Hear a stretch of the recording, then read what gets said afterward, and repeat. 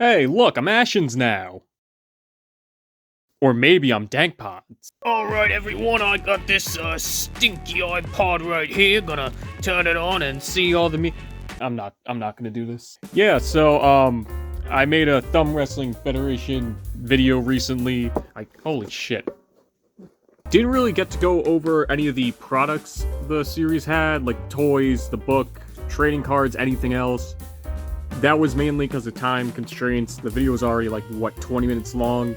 How many people are gonna give a shit at this point? So I thought I'd just mention them briefly, but I did want to make a video about them, especially because... So basically, the only reason I have a lot of these is because Five Below, for anybody who doesn't know, that was the store, at least in the eastern coast of the United States. Basically, it's like a dollar store, except they sell things that are $5 or less, though they now sell things that are over $5, so they're kind of liars now.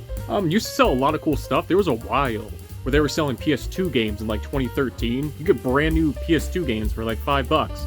And it was good games too. Sly Cooper 2, Twisted Metal Black, like actually good fucking PS2 games. Which is weird that this like random basic dollar store is selling an M-rated game, but whatever. But yeah, they also, for a little while, they sold these Thumb Wrestling Federation toys, and they were like $1 a piece. Pretty cool, so that's just why I have a bunch of these, and I thought the series was cool, and yeah, that's it. Yeah, these are hard to find. They're not exactly, well, they are rare, but they're not. They are far from valuable. Nobody really gives a shit about these.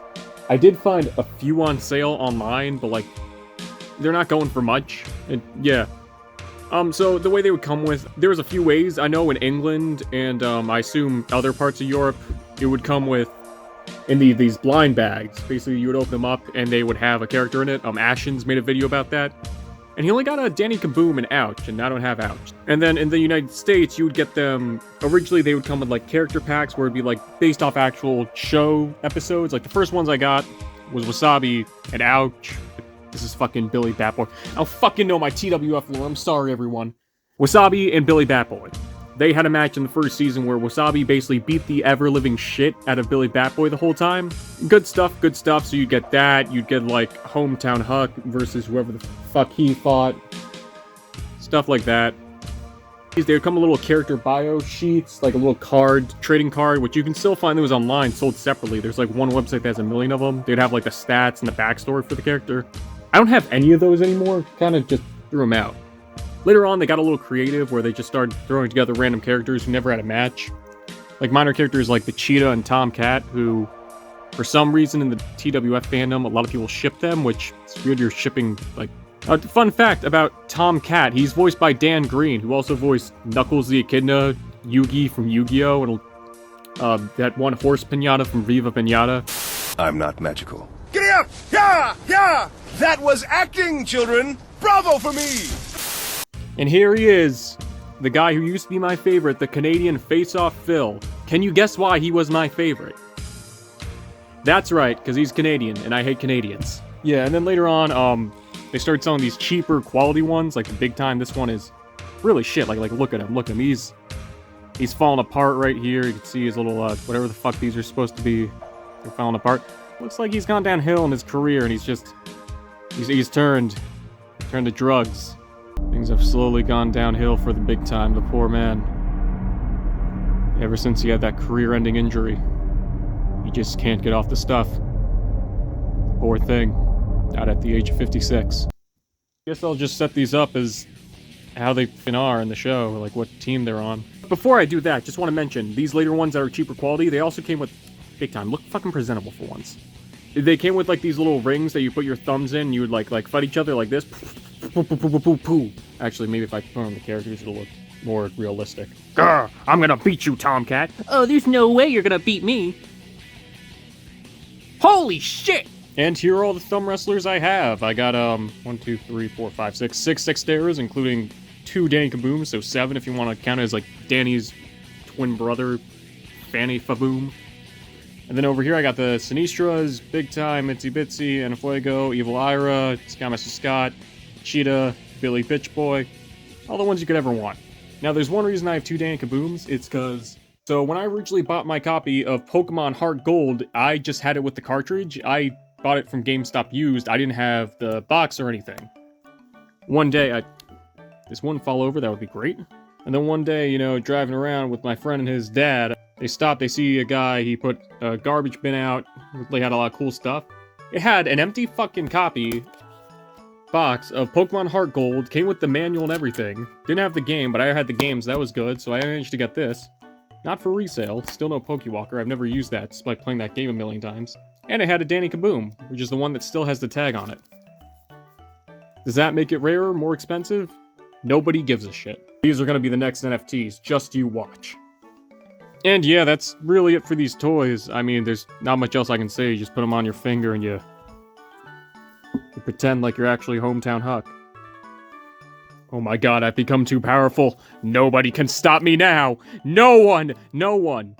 I think there were like people who touch themselves with... I'm gonna stop talking, I'm not gonna finish that. And next up we got... the book.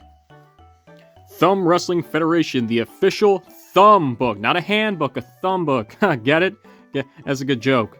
As seen on Cartoon Network. Not for much longer after this came out. This is the ultimate guide to the TWF. It contains all the facts and stats of your favorite TWF stars, plus extreme jokes, amazing things to make, and awesome activities. So what are you waiting for? Let's thumble! Dumbass Canadians have to pay $7.99 for this fucking book. America. Yeah. So there's not much to say to this book. Came out during Season 3, so it doesn't have any of the characters from Season 5, or 4 didn't have any new characters, so that wouldn't matter. It's got like the backstory, it has little bios for every character. The major characters got this big one, minor characters get the small one. And Captain Esplande, he was a very minor character. Like Big Star was a minor character too. That's just because he only had one match. Captain Esplande, he only appeared in cameos in matches. He never actually had one. He's one of a few characters. This is cool because it also like mentions one-off characters like the Amoeba who just disappear after the series. After their one appearance, Dorsal Flynn, he was basically Bill Cosby, let's not talk about that. Danny Kaboom, he was not a major character at the time. He was on a losing streak. It wasn't until Season 4 where they made him a major character. There's a few other characters like that. And also, there was one episode of the series outside of Season 5, which was never aired in America. The Royal Thumble, never aired in America, was exclusive to DVDs, but here they have it in a weird, like, comic book form, so, like, you could read it, I guess.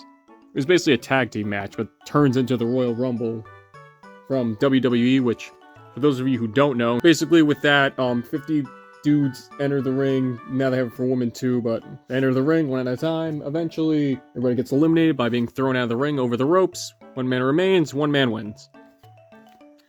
Oh look, we got the jokes. Why don't Sinistras play cards between matches? Because there's always a cheetah in the locker room.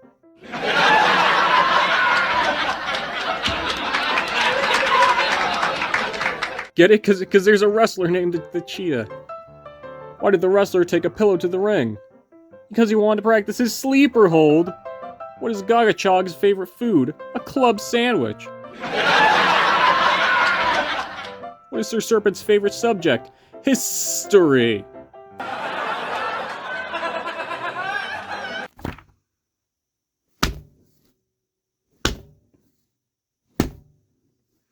They had a crossword too. I never bothered to finish it as a kid because who cares? Find the difference. Refs are well known for their excellent eyesight. Literally the whole point of their character is to have terrible eyesight. Even in regular wrestling and in TWF. More the comic, because for whatever reason you have to like skip a few pages to continue it. I don't really get it. Bucks Gazillion. He is a character. It's got tips and tricks on like actual thumb wrestling, you know, like 1, 2, 3, 4, I declare thumb war, like that shit. They got like actual training, advanced techniques, which I'm pretty sure that's illegal, using your pinky to stand up, or usually you kind of just be like this over the ground or something. And then this next part really gets me. They teach you how to cheat, which basically like right here you pretend like, oh, my finger is sore. I'm just gonna have it, you know, out like that. They don't care, and then you just kill them. I actually pulled that on a friend, and he doesn't talk to me anymore. And not because of that, for different reasons, but I like to imagine that was the start of the end. Sick Vic. Despite being a minor wrestler, he never lost a match. Ever. Pierre Pamplemousse. Pepe the Purple Panda. Were-Dog. I like what they did here. So Snagglefangs, the whole gimmick is that he eats a lot, if I can get that fucking in the thing. So on the website, all his bio has is he eats everything. Right here, they kind of have some fun with the fact that he has, like, no bio. So look, he bit the rest of it. That's pretty cute. I like that little... And this is something that's a little interesting, too. So Tomcat was a character... He appears once in Season 1, makes a brief cameo in Season 3, and then he returns in Season 5 to get his ass whooped again.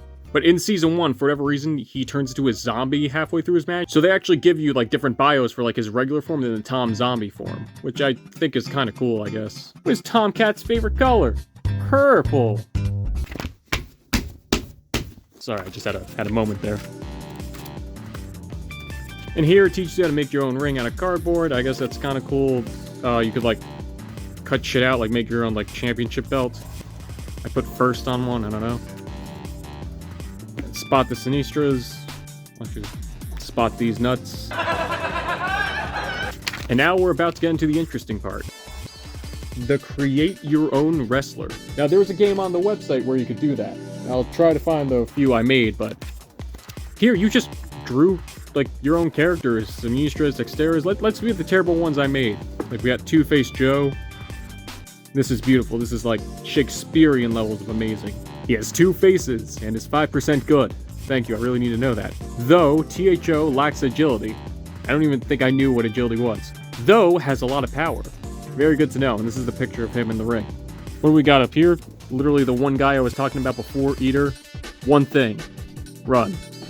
Beautiful. And then we got Badnik, literally the guys from Sonic. I don't know who this was supposed to be. Maybe it's supposed to be like Scratch from the Adventures of Sonic the Hedgehog. Very weak, got a lot of agility for some reason, kind of like the regular Badniks. He's lucky, with an E, to be alive. He was created November 31st, 2006. I guess that's... I don't know if that was the day I, like, got this. When did this come out? Alright, so this came out in 2008, so I probably made him 2 years old for whatever reason. So yeah, November 31st, 2006. It's 2022 when I'm recording this, but like January. He's 15. Dang. He's in high school, I guess. Big Flynn, Dorsal Flynn's brother. I used to be a big Cosby Show fan. I'm not anymore for reasons. Mr. Game & Watch. I am so creative. It's literally Mr. Game & Watch from Smash Bros. Because for whatever reason, he was like my favorite character. Like, right before I got Brawl, I unlocked him in Melee. And then I sold Melee like an idiot to get Brawl. But like, I don't know why, I just always thought he was so cool because he was like flat and like basically an original character for the series. And then the only one with any sort of creativity, Disguise, purposely spelt wrong, because that's the joke. Usually a wrestler, but sometimes a spy. Relay. I think it's supposed to be really, but basically his thing is, he would like disguise himself as other wrestlers or the ref.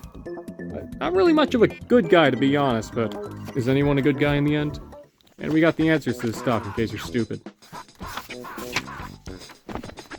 And that's what it ends on.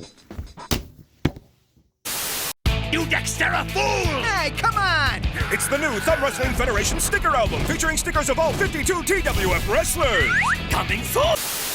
And yeah, that's really everything I got to show you for TWF, at least what I have. I could buy the trading cards, but they're like $1 each on that one website that's selling them for some reason. I don't want to spend that kind of money just for some Thumb Wrestling Federation trading cards. Maybe I will one day. Probably not. There was the DVDs. I used to have Season 2 on DVD. I gave it to Rebel Taxi for whatever reason. He hasn't done anything with it, which, fair point, he doesn't have to. I don't even know why I sent it to him. It's not even animation.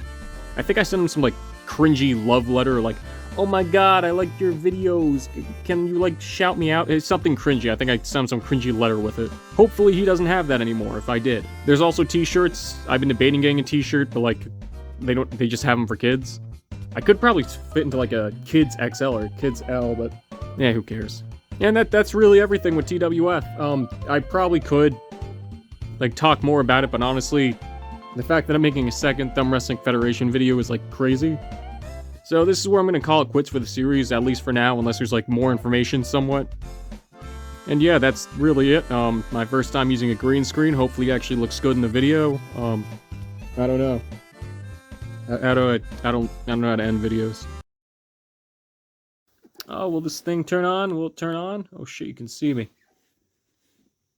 Nope, that's not going to turn on. Okay, great.